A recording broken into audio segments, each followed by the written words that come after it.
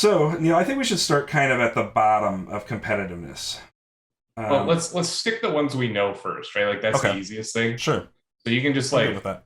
jam Aerodel and Odette into the top and Vicky and Remy into the bottom. You really think Uh, Raimia is on the bottom? yeah. Okay. Though I think if we were just ranking signature cards, it's way near the top, funnily enough. Because of Um, the signature card? Fiona on the bottom. I I think Okay, that if if Ancestral Army was in a battlefield bigger than 4, it would be nutso. sure. I think it'd be crazy. Like, uh, What happened here? I don't know. You're like zooming in and out. Yeah, but it like uh, it like got C and D mixed up here. So give me a second here. Vicky, Raimia, Fiona on the bottom, right. Aradel. And maybe we'll shift them around as the thing goes on. But I'm just trying to like there's a lot of these, and a lot of them get so lost. Uh, so Xander in the top. You think he's an S tier? Well, we'll just I we'll think I think he's in, and this is what I was talking about the tiers being nebulous, right? Like right. I think he's closer to Odette and Aradel than he is to the next step down. Okay. I mean, I can get But behind that worse argument. than those two. Uh, You think Harold's up there in that company? Harold is one that I would put. I don't know. Probably he's like Xander, where like I don't think he's as good as the first two he jammed in there, but I'm not sure that he's down a tick. Well, we'll just drag in there for now. We can move this around as I we think kind of get Leo on is in that one. A tier. Uh, Okay. yeah, I'm not Maoni, convinced on the Xander either. I might be down. Yeah, I think Maoni is in that one, A or not the S. top. Okay. A. Let's just do that for now. Um, Brennan, you I think Brennan's guess A tier? probably the middle. I think like Brennan and Echo and I think Jessa might be in the A, like at the very bottom of the A tier. Okay. Um, James. I don't know where James goes, right? Like this is a thing where like I've only played him once and it was Fallen, so it isn't really James, right? Like Mm-hmm. so the James, there are decks that aren't Fallen that I think are better that are James decks, and I don't know what they are. Koji, I think is like C or D, except for specifically uh creepers where it might be B. Okay. Nominator. And that's what's weird. That one is C or D. I don't know. Okay. Noah. It's see these ones are hard. Just like we were talking about on Tuesday, Noah and Rin, Mm-hmm. where I think they're pretty good, but they just like Yeah, if we're talking about competitiveness, they just don't matter sure. because Aerodel and Lulu exist.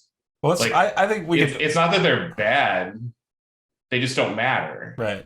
And don't that's different. I'm gonna put him into B tier for now. Okay. I mean B tier is exactly middle of the road, so I think that's a fair place for him to sit.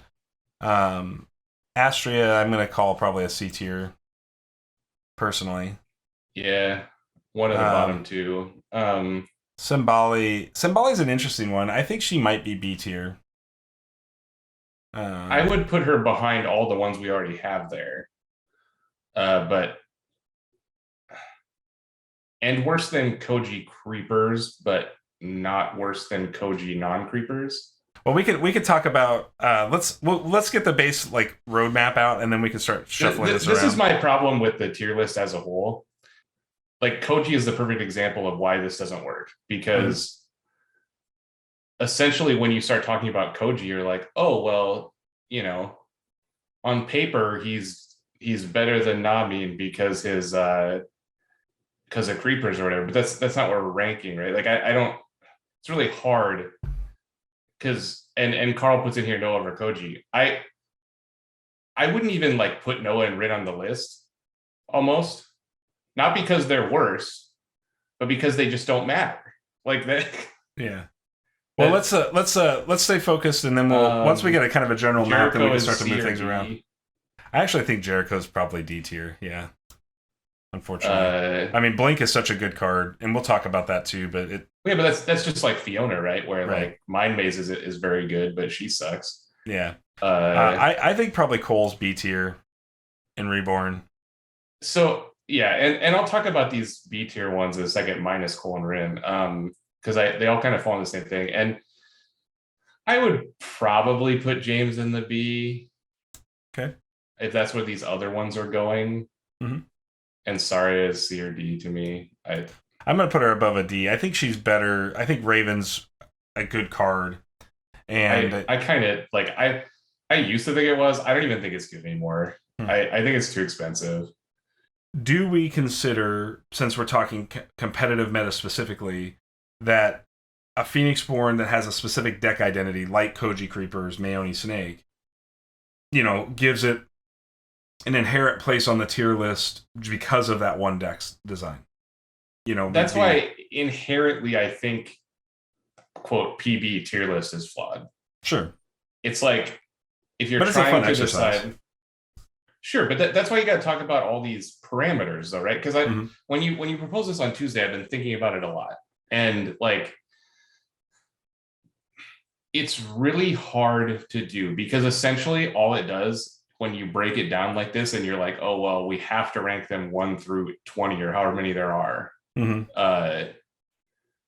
You only for sure know exactly where 1 is, and that's Vicky at the bottom. Sure. All the other ones are in flux. Like it just becomes a preference thing. So when we analyze it for the state of the game as competitive, I think Aerodel and Lulu are the same Phoenixborn. Like, again, ranking them based on their common deck strategy, which isn't one particular deck list, but it's these grindy 4 books. Right. And I kind of these mid-range conjuration book. Right. They're just like they're like slow card advantage-y, like they have very few weaknesses, not a lot of like overly powerful strengths, but they're not bad at anything. It's like a very safe deck to play into any tournament you're going into, blind or otherwise. Sure. That's why this becomes so hard. Like Odette, I actually think Odette's deck might be worse than like Xander or Leo's deck. Her strategy is so wide open. Like she's the best catch-all Phoenixborn. Like if you're again going into an unknown tournament, she has the most tools to handle your opponent's plan. Yes, she has like the literal best large threat counter card and like the best or second best small threat counter card in the form of Enter the Fray. It's not actually a card, but it kind of is because it's on the Phoenixborn. Right. It's like basically giving yourself 6 cards every round. Enter the Fray gives you 6 cards every round. Leo feels like a step down from Aerodel, but the Leo like Cobra type decks seem to be a pretty safe bet into an unknown field. Leo has made 2 top 8s and not won a top 8 yet. Not won a top 8 game or not? I know he hasn't finished first. He's 0-2. He's 0-2, and so Kaya calls these playoffs. So as soon as you enter top 8, you're in the playoffs. Okay. And number of playoff wins is 0. Number of playoff losses is 2. Have had a win in a top 8. 1, 2, 3, 4, 5, Ramia's 6, an outlier. 7, 8, 9, 10, 11 have had top 8 wins.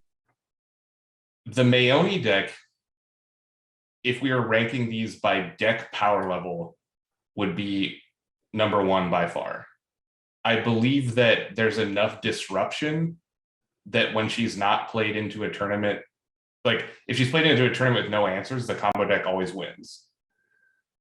So if you run hot and don't run into your counters, or the tournament is light on counters, I think she's a great meta choice and will easily win tournaments. But I think that she's easily hated out of tournaments as well. We can't just strictly use top 8 and top results to rank PBs, right? We just can't. But I do think when you specifically talk about Maoni, And to a certain extent, Koji Creepers. I wanna preface this. I think that Maoni Snake is an S tier deck. Haven't seen a tournament put together where players actually tech to But beat like Snake. we have also seen the number of heralds go up wildly in the tournaments after Maoni has won. Sure, we always see Herald increase in participation, but Herald outside of one season. I think Herald has been fairly well represented But in the field I'm just every talking season. specifically as an example of people coming to beat Snake. Like Sure. I don't know that that's necessarily why anyone decided to play Herald, but there is a progression of Maoni wins, the next season has no Maonis and a bunch of Heralds. Mm-hmm. That's happened twice. I think there is a strong argument for Maoni to be S tier. I sit in a camp that's a little different than you, Neil, in that I think until proven otherwise, I think she has a right to sit at the top of this heap. To be honest, I mean, I personally would put her behind Lulu, Odette, Aradel, Harold, Leo, and Xander as just like me being comfortable taking them to an unknown tournament. And I think that's a big part of like what we're talking about competitive viable. Like you're trying to give yourself the best chance to win. So if you're playing Maoni, you're trying to spike, right? You're like trying to call the meta as no answers. right. But these other Phoenixborns have a much higher, like they have a lower ceiling, but a higher floor for me. So they're more consistent. We can use the word Right. more consistent here. I have less bad matchups. The whole point of this is not to say there's not answers to Odette or not answers to Aradel, and you should just play these Phoenixborns because you're going to win every tournament with them. That is a meta game, right? I mean, that's what meta game and is. This is kind of like commentary on just the nature of competitive cards in general. Is like when people hear like this is the best deck, they assume that that's bad for the game. Mm-hmm. And it's not. Saying it's the best deck doesn't make it unbeatable. And it doesn't even make it better than like a 55% win percentage deck. So I think I'm with you though on Xander. I think Xander, he's the winningest PB in Shuffle Bus, just in general. Like he's another one that has a really high floor. Right. And I was talking about this a little bit. I don't know where we got off the rails, but I think he's like Odette in that he has a very good he has one of the best answers to go tall and one of the best answers to go wide, like to big units, to big threats and small threats. He's not quite as all encompassing as Odette is in that area, but he makes up for it in his stats, specifically his life. Life and battlefield size. Yeah. And while his PB ability is much weaker than Enter the Fray, it's still a good ability. Right. And we've just, like you were saying, we've just seen the deck perform honestly in a lot of different forms at a competitive level. The thing I want to say real quick about this middle tier is, with the exception of Rin and Noah, that I just don't think matter because they're not as good as the other 4-book options, and their decks are very similar to the other 4-book options. The other ones are all kind of what I was talking about with Echo, where they have powerful effects, but are easily countable because they're very telegraphed. Mm-hmm. Obviously, Sembali has the same problem that we just talked about with Chaos Gravity, where you get double hit by the removal spell, kind of, if you're leaving dice 4 wings. Cole, if you have a root armor and they're not prepared, like they're just like counters to these strategies, and you always know what the strategy are going to look like. Brendan, I think, is a little less so. I think you might be at the top of the list of these, just from the emergence of these Brendan decks that we have been seeing in this Shuffle Bus season and their most recent AIL, that kind of have like the variable first 5 choices. And I never really liked Brennan, but I do like those decks. I think they're a lot better than the Brennan decks we've seen in the past that were a little more linear. I think Koji Creepers is probably the best version of Creepers. And I think Creepers is probably the best version of Koji. It's just a thing where, like, you know what they're going to play. It's like predictable, right? Carl, you're going to have a hard time convincing us to bring that up to an A or S, man. I think and maybe this is a thing, Carl. Like maybe your statement about Maoni is right. Maybe Koji's S tier, but nobody knows how to play it good. Because we've had Koji creepers now in a significant population and they haven't really performed. Anything in S tier is certainly capable, of being a tournament winner, right? We've seen them win tournaments or come very close. Aerodel is still kind of not having has had some elusivity in wins. Anything in A tier can also win tournaments, but becomes a little bit more meta dependent, right? Like Harold kind of depends a little bit on what the meta looks like, and whether he's good is all based on how tall the field is, right? Like how many big units are in the field. Maoni has got kind of the same thing going on as, until somebody plays hard counters to her, she can kind of run the field if she wants. And we've seen that in 3 seasons. Leo, again, you rank Leo a little bit higher than I do. I don't actually think Leo is particularly strong. He's so soft to bear in general because of the general strategy of Leo that he tends to lose more than I think he wins because of that. But right, I essentially put him in that slot as the lowest A tier because his deck is very similar to Book, where the strategy has a high floor but a low ceiling. I think on the B tier, the 2 B tiers right now that could potentially still pull wins off and win a tournament are Brennan and Jessa. Well, and any of these Phoenixborns can win a tournament in B tier. I think like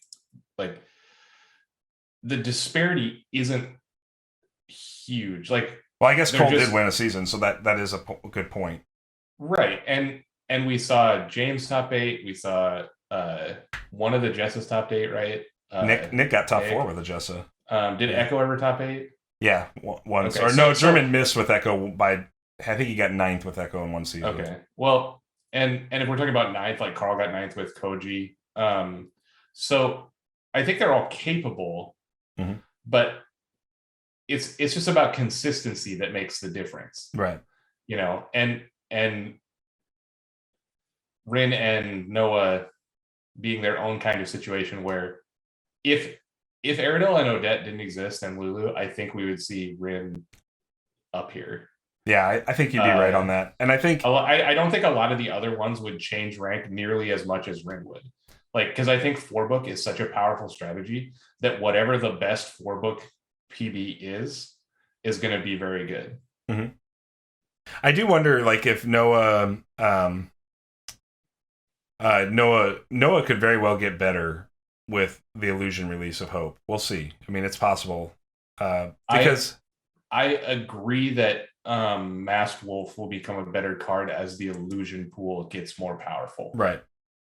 I mean, it does powerful things, no doubt about it. And it's just going to be a matter of what that looks like as we progress. But all right, yeah, I fear that. So this is my thing about that. Just real quick, I fear that Hope will overtake him as that Illusion aggro style deck because it's very possible. It looks like it on paper from the two things cards that we've seen. Yeah, Hope in the herd. Like they really want to play that Noah Ashcon style of deck, and I would much rather have both those cards than Wolf and yes Shadow Target. Agreed. So we'll see.